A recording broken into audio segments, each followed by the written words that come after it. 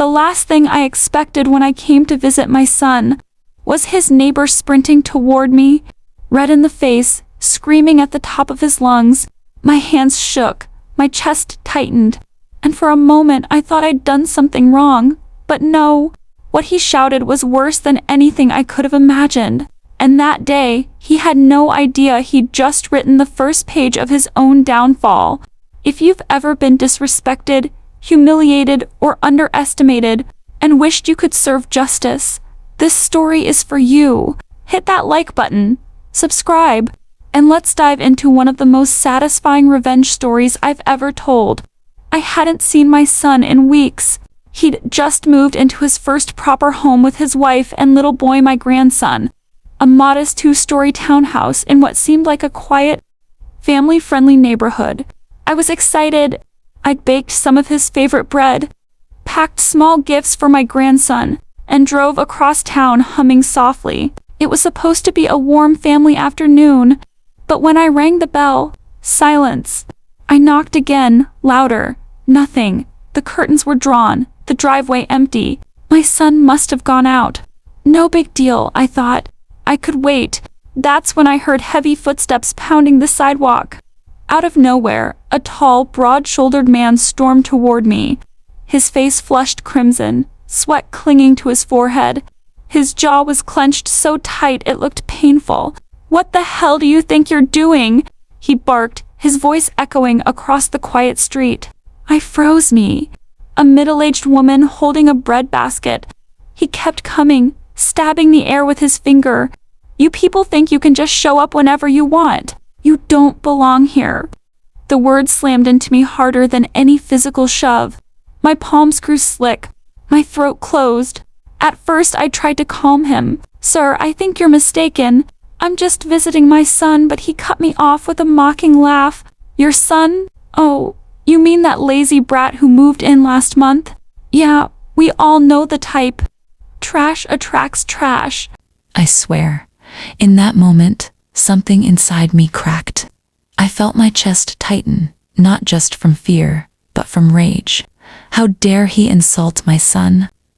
The boy who worked 2 jobs to support his family. The boy who grew up with nothing but refused to give up. But I bit my tongue.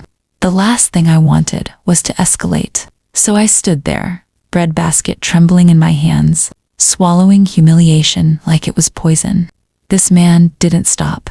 He circled me like a predator, loud enough for the other neighbors to peek through their blinds. "Tell your son this isn't the ghetto. People like you don't belong here. If I see you loitering again, I'll call the cops." My cheeks burned, my heart hammered. My eyes caught movement from a 2nd-story window across the street. A little boy's face, watching his neighbor's son. And in that instant I realized this man wasn't just cruel to strangers. He was teaching his own child to be cruel too. That lit a fire in me. When my son finally came home, I told him everything. He went pale, his hands trembling as he listened. He'd already had run-ins with this neighbor, complaints about parking, about trash bins, about imagined noise, but never this personal.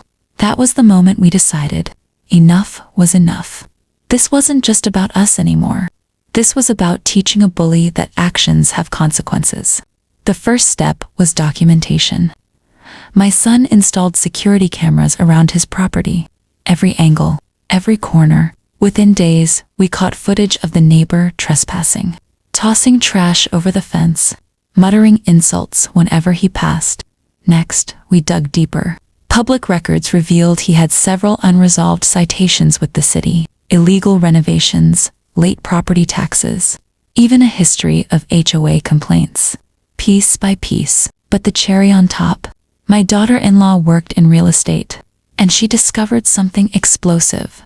The man was trying to sell his house, but hadn't disclosed half the violations that could tank the sale. So we waited, patient, silent, until one crisp Saturday morning, the perfect storm arrived. A couple came to tour his house, smiling, excited.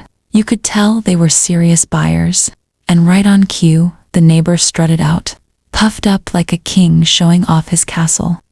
That's when my son approached, calm as ever, holding a folder. "Excuse me," he said politely.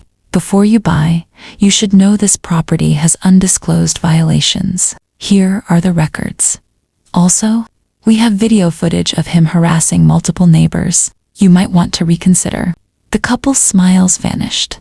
Their eyes darted from the papers to the neighbor, whose face turned ghostly white. He sputtered, tried to laugh it off. "These are lies, all lies." But my son pulled out a phone, pressed play, and there, in crystal clear HD, the neighbor's own voice sneering, "People like you don't belong here." The buyers left within minutes.